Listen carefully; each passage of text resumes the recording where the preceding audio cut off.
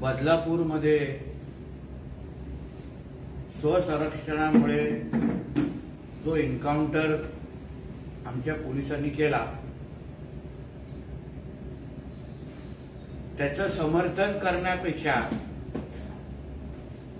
त्या दिवसापासून महाविकास आघाडीच्या सगळ्याच नेत्या मंडळींना मिरच्या झोंबलेल्या आहेत। त्या नराधमाच्या ची बाजू ही पूर्ण बेशरम लोकांची टोळी मोकळ्या पद्धतीने घेते। त्यांच्या डोक्यामध्ये आमच्या आदरणीय देवेंद्र फडणवीस साहेबांचा द्वेष एवढा नसामध्ये भरला आहे की त्यांना आज महाराष्ट्रातल्या माता भगिनींना मिळालेला न्याय, सुरक्षतेची भावना ह्यापेक्षा मोठा देवेंद्रजींच्यावर असलेला द्वेष हा त्याला मोठा वाटतोय। हो, आमचे देवाभाऊ आहेत सिंगम, कारण का आज आमच्या राज्यातली माता भगिनी आमचे देवाभाऊ गृहमंत्री असल्यामुळे ते सुरक्षित महाराष्ट्रामध्ये फिरू शकतात। माता भगिनींना माहिती आहे की त्यांच्याकडे कोणीही वाकड्या नजरेने पाहिलं तर देवाभाऊ त्यांना जागेवर ठेवणार नाही, अशा पद्धतीची भावना राज्यातल्या माता भगिनींची तयार झालेली आहे। आणि म्हणूनच हा संजय राजाराम राऊत सकाळी उठून झाकण धुल्यासारखा बडबड करत होता।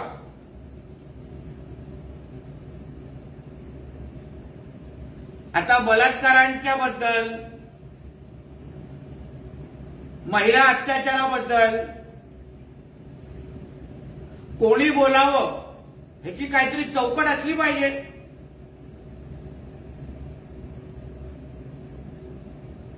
ज्या संजय राजाराम राऊतवर आज पण डॉक्टर स्वप्ना पाटकरच्या छळण्याचा आरोप आहे, धमकवण्याचा आरोप आहे,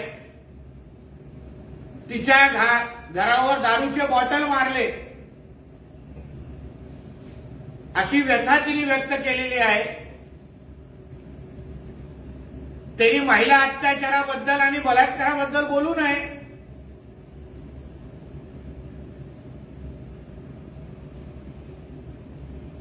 पहिलं त्या डॉक्टर महिलेला तू काय छळतोयस याबद्दल थोडी माहिती दे, तिला तिची माफी माग आणि मग देवाभाऊ आणि आमच्या सरकारवर सिंगम आणि या सगळ्या गोष्टीची बडबड करायला हिंमत कर। नाहीतर कधीतरी आमच्या त्या बहिणीला सुरक्षित ठेवण्यासाठी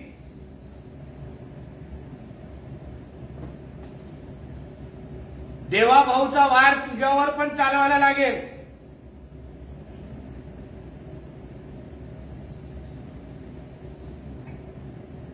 म्हणे ते शाळेतले काहीतरी पॉर्न फिल्मचा उल्लेख केलाय, ते संघाशी निगडीत होते। आता पॉर्न फिल्म आणि तुझ्या मालकाच्या मुलाचा काय संबंध हे कधीतरी आम्हाला मग बोलायला लागेल, तोंड उघडायला लागेल।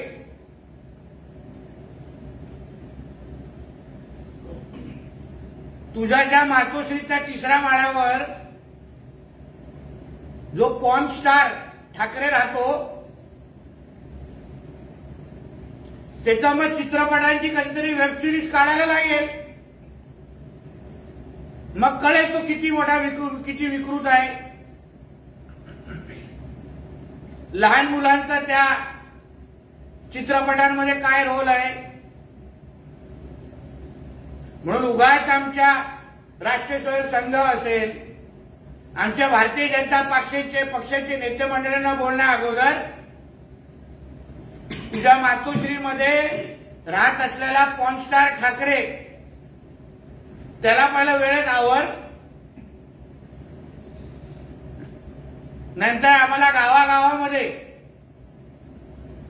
मोठे स्क्रीन लावून या पॉर्न स्टार ठाकरेचे चित्रपट आम्हाला रिलीज करायला लागतील. बोला. एकनाथ शिंदे म्हणतात मी सिंगम, फडणवीस म्हणतात मी सिंगम. या 2.5 वर्षात महाराष्ट्रामध्ये असंख्य बलात्कार आणि महिलांवर अत्याचार झाले. एकनाथ शिंदे यांच्या मतदारसंघात तर ठाणे जिल्ह्यात देवेंद्र फडणवीस यांच्या मतदारसंघात असंख्य अत्याचार झाले. मी आकडे देऊ शकतो असं संजय राऊत.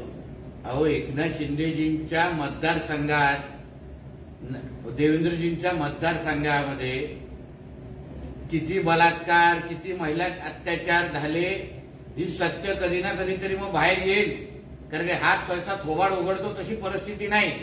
पण मतदारसंघात सोडा, मातोश्रीमध्ये राहत असलेल्या बलात्काराबद्दल, मातोश्रीमध्ये राहत असलेल्या शक्ती कपूर आणि रणजितची भूमिका राबवणाऱ्याला त्याला कधी तुम्ही आवर घालणार? मतदारसंघ राहिला बाजूला, पहिलं तुमचा मातोश्री हे तरी महिलांसाठी सुरक्षित आहे का? आमचे हिंदू हृदय सम्राट बाळासाहेब ठाकरे जेव्हा जिवंत होते तेव्हा महिलांना मातोश्री सुरक्षित वाटायची. आज तिथे मातोश्रीमध्ये राहत असलेल्या एका विकृतीमुळे मातोश्रीमध्ये महिला यायला घाबरतात. त्याबद्दल पहिला थोबाड उघड. आधी तुमच्यातला सिंगम कोण ते ठरवा. मिस्टर शिंदे सिंगम आहेत की फडणवीस सिंगम आहेत, त्या दोघांनी बसावं आणि कॅबिनेट ठरवावे आणि त्याच्यातून सिंगम कोणते ठरवावं. चांगली गोष्ट आहे ना. सिंगम होण्यावर तरी स्पर्धा आहे. शक्ती कपूर होणार ती स्पर्धा तर नाही ना. महिलाला बघून आऊ आऊ बोलण्याची तर स्पर्धा नाही ना. म्हणून सिंगमची स्पर्धा अगर महाराष्ट्रामध्ये लागली असेल सिंगम बनण्याची तर त्याचा फायदा राज्यातल्या महिलांनाच होईल. पण तुमच्या महाविकास आघाडीमध्ये बसलेले सगळे शक्ती कपूर जे महिलांना तेव्हा सरकार असताना जगायला द्यायचे नाही, फिरायला द्यायचे नाही, ती पहिलं स्पर्धा कधी थांबेल त्याबद्दल सांगा. कारण त्याचे नुकसान महाराष्ट्राच्या महिलांना निश्चित पद्धतीने होईल. अजित पवार यांच्याबद्दल बोलताना संजय राऊत असं म्हणतायत आता उपमुख्यमंत्री पदाला सुद्धा पूर्णविराम येईल, ते देखील आता बनणार नाहीत. सरकार त्यांचं जाणार आहे, ते विधायक देखील राहणार नाही. आज संजय राऊत नावाचा जो पोपट आहे तो असंख्य वर्षापासून बोलतोय की सरकार पडणार, पूर्णविराम मिळणार, हे सरकार 2 महिन्यात जाणार, मार्चमध्ये जाणार. कधीतरी त्याची भविष्यवाणी खरी झालेली आहे का? आज चौपाटीवर बसून जे ठगे असतात ना, जे झोळी घेऊन भविष्यवाणी बोलतात, असे पोपट वाजत असतात, त्याच्यातला हा ठग्या आहे, ठग्या.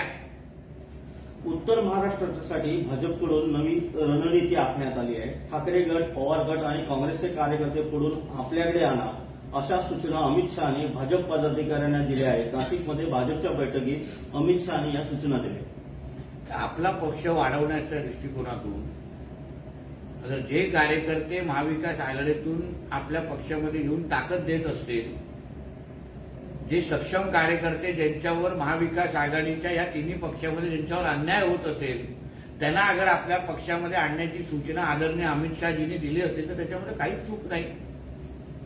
त्याच्यावर आम्ही सगळे भारतीय जनता पक्षाचे कार्यकर्ते काम करतोच आहे. अजित पवार महायुतीमधून बाहेर पडतील असं बाकी प्रहारचे नेते बच्चू कडूंनी केलंय. बच्चू कडूंच्या या बाकीत्यामुळे राजकीय चर्चांना उधाण आलं असून जे महायुतीतून बाहेर पडतील ते आमच्या महाशक्तीत येतील असंही कडू म्हणाले. कडूंचे वक्तव्य बघितलं नसल्यामुळे त्याच्यावर भाष्य करणं उचित नाही. तर आमदार जिशान सिद्दकी यांच्या मतदारसंघात नियोजन विभागाची कामं आणि मोठा खर्च झालाय.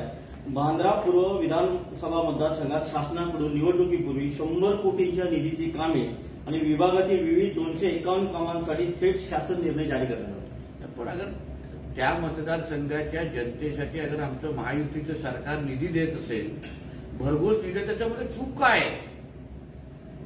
शेवटी सरकार महायुतीचं सामान्य जनतेचं आहे. सामान्य जनतेचा विकास करणं हे महायुती सरकारचं आमचं काम आहे. तर मला नाही वाटत त्याच्यामध्ये काय चूक आहे. त्याच्यामध्ये बातमी काय होते मग?